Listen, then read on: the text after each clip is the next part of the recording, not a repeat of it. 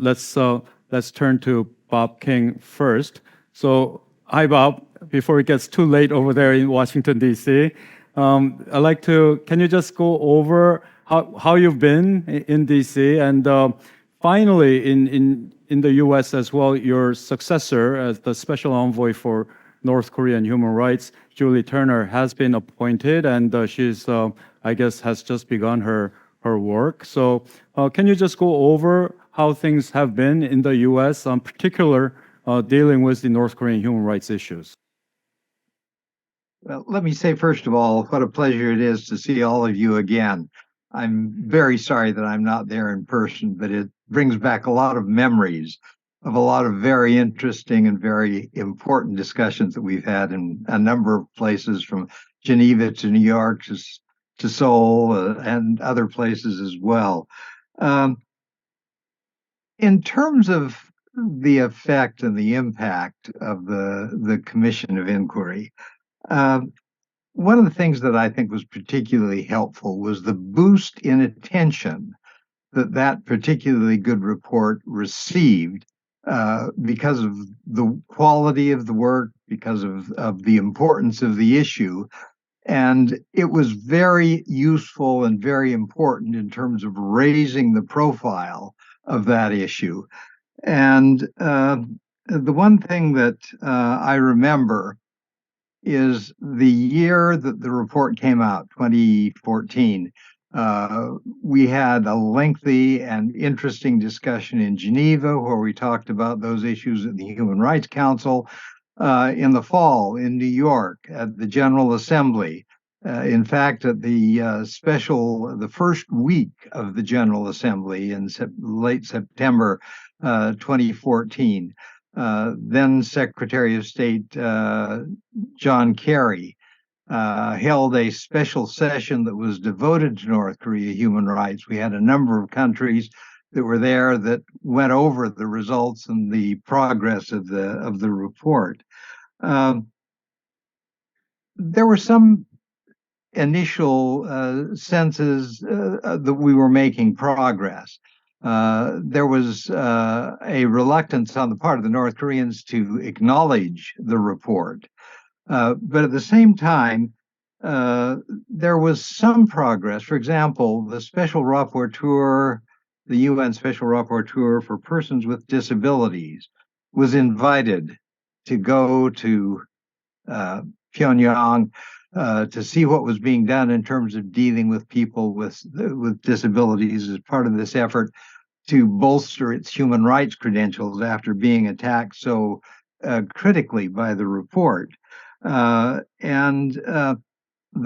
December, the UN Security Council took up the issue of North Korea human rights. The first time the issue of North Korean human rights had been discussed in the Security Council. The Security Council has the requirement that action requires the consensus of the five permanent members, but putting an item on the agenda takes only, I think it's 9 members of the council. And we were able to get it on the agenda of the Security Council on 3 occasions in 2014, 15, and 16. It was, and I think maybe even 2017. These were all steps that were important. And I think raising the issue and raising it at that level, which the report of the Commission of Inquiry allowed us to do, was, I think, a very important step forward. The difficulty in terms of continuing that effort was largely the result of the politics in the United States, the politics in South Korea, both elected leaders who were far less interested in North Korean human rights and more interested in other agenda items. The South Korean government's efforts to improve relations with South Korea were not particularly productive, or to improve relations with North Korea were not productive. But at the same time, there was no further effort put into human rights issues. In the United States, somewhat the same situation. Initially, the President Trump, who was elected in 2016, took office in 2017, issued some very strong statements, very critical of North Korea. And then he was able to have a meeting set up with Kim Jong-un, and that was the last we heard of North Korean human rights issues. So the problem in terms of the change in South Korea, the change in the United States, I think created difficulties.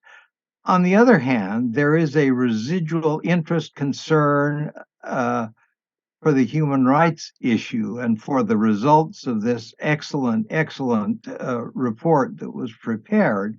And we've seen that as there continue to be efforts to raise the issue.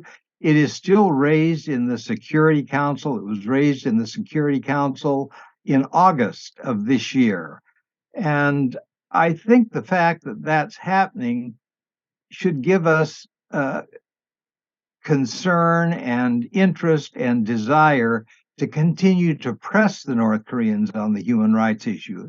And I think it's important that we continue to do that. And I think the quality of the report, the information that was produced, has been very helpful in terms of allowing us to continue to do that. And I hope we will continue as both the United States and South Korea continue to give greater interest again to that issue.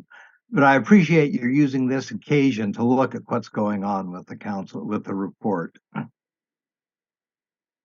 Okay, thank you, Bob. Let me